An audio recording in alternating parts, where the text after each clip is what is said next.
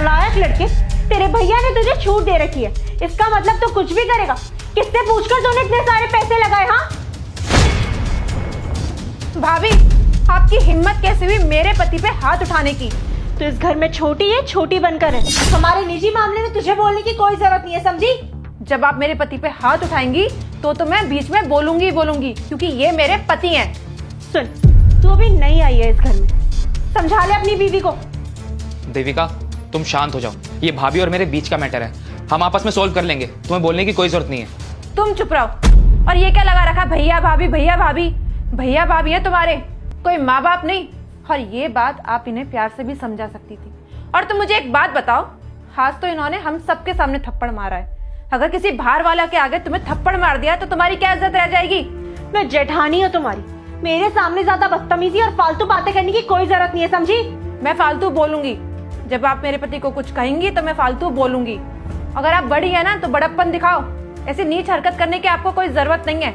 देविका, चुप हो जाओ, क्या बोले जा रही हो तुम? अरे वो भाभी है हमारी, जितनी इज्जत मैं भाभी की करता हूँ ना, उतनी तुम्हें भी करनी पड़ेगी, समझी तुम?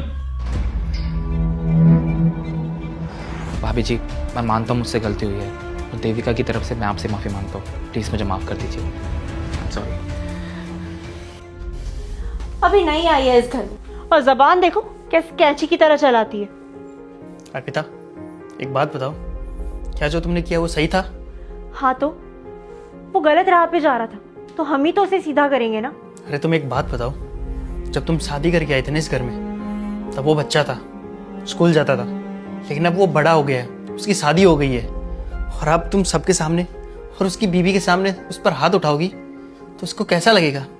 उसकी बीवी को कैसा लगेगा? लगेगा ना जी। और देखो, मैंने उस टाइम पे तुम्हें सिर्फ इसलिए कुछ नहीं बोला कि बात आगे बढ़ जाती, पर मैं तुम्हें इतना ही कहना चाहूँगा, हमारा एक छोटा सा परिवार है, अगर हम सब मिल बांट कर रहेंगे ना तो परिवार अच्छे से चलेगा। बिगाड़ने में ना 1 सेकंड लगती है, और जोड़ने में ना पूरी जिंदगी निकल जाती है। लेकिन जतिन अभी भी तो हमारे लिए बच्चा ही है ना। अरे मानता हूँ वो छोटा है, लेकिन तुम्हें उसे थप्पड़ मारने की क्या जरूरत थी? एक बात बताओ, अगर मेरा कोई बड़ा भाई होता और वो तुम्हारे सामने मुझे थप्पड़ मारता तो तुम्हें कैसा लगता? सोचो, सेम बात सेम चीज उसकी बीबी को भी फील हुई होगी। देखो, मैं जानता हूँ तुम जतिन की परवाह करती हो, लेकिन तुम्हें ना उस पर ऐसे हाथ नहीं उठाना चाहिए था। और अगर तुम चाहती ना तो तुम उसे प्यार से भी समझा सकती थी, और वो प्यार से मान जाता, और वो चाहता ना तो वो भी तुम्हें पलटकर जवाब दे सकता था, लेकिन उसने ऐसा नहीं किया, क्योंकि वो तुम्हारी इज्जत करता है, और वो ना ये बात अच्छे से समझता है कि परिवार को कैसे बना के चलना है। हमारे माँ बाप नहीं है